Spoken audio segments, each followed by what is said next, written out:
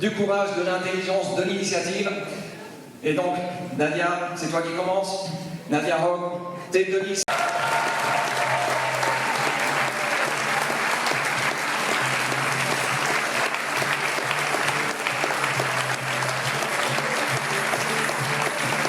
Merci à tous d'être venus si nombreux ce soir, c'est toujours un plaisir, vraiment un très très grand plaisir de vous revoir.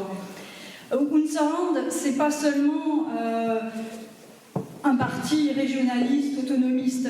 Unserland, c'est un projet aussi de démocratie, c'est un parti qui remet en cause le système politique établi.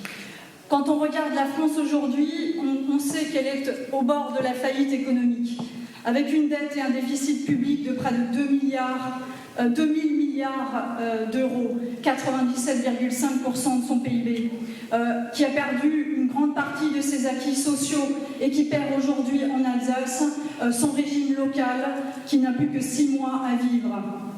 C'est une faillite démocratique aujourd'hui, avec un usage immodéré du 49.3, des assemblées dont le président décide le passage en force par le Sénat, qui remet en cause toutes les demandes de référendum et qui en plus aujourd'hui impose l'état d'urgence pour 3 mois.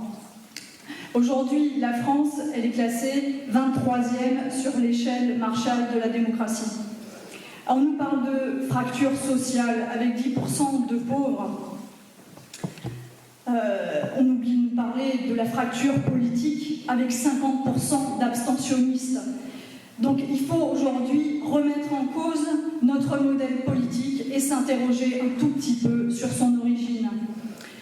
En France, quand on a mis en place la Constitution française, on s'est posé quelques questions. Il y avait un grand débat juste avant la Constitution entre Rousseau qui parlait de démocratie directe et participative et d'autres qui parlaient de régime représentatif.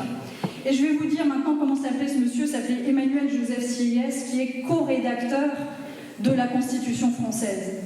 Et il nous dit, je vous cite, rappelez-vous quand même qu'il est co-rédacteur de la Constitution française, la France ne doit pas être une démocratie, mais un régime représentatif.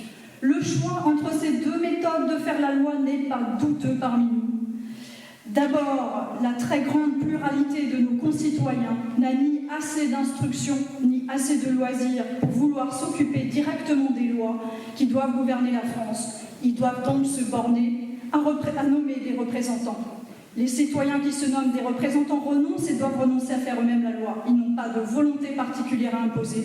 S'ils dictaient des volontés, la France ne serait plus cet État représentatif, ce serait un État démocratique. Voilà ce qui a présidé et qui préside toujours à la Constitution française. Le peuple, je le répète,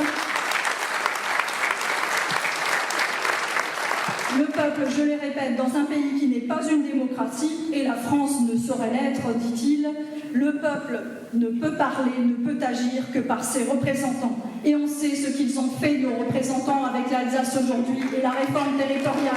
Ils nous ont trahis.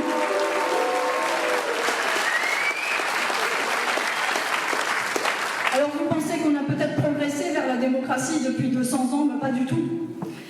Aujourd'hui, en fait, le mot démocratie a été complètement dévoyé. D'ailleurs, vous savez comment s'appelait le régime représentatif jusqu'au XXe siècle ? Le régime représentatif s'appelait la République.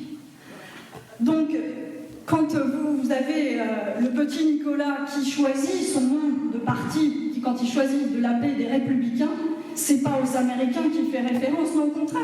C'est un retour aux origines, un repli réactionnaire français vers le régime représentatif qui s'oppose à la véritable démocratie, la démocratie directe et participative, où le pouvoir est exercé par les représentants au mépris du peuple. C'est bien le sens du comportement de M. Richert, lui qui a foulé aux pieds les 115 000 signatures demandant le référendum.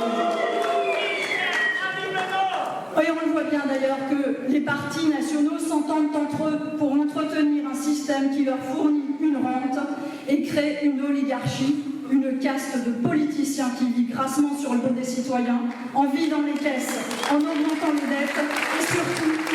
trahissant les idéaux de la démocratie et de la souveraineté du peuple. Le résultat aujourd'hui, il est là, c'est la faillite économique et la France, berceau des droits de l'homme, est 23e sur l'échelle Marshall de la démocratie. Donc Unserland, c'est bien un projet de démocratie. C'est pas à la République qu'il faut se référer pour trouver une démocratie où le peuple gouverne. Je me réfère aujourd'hui à Abraham Lincoln, qui était président des États-Unis il y a fort longtemps, et qui disait « La démocratie, c'est le gouvernement du peuple,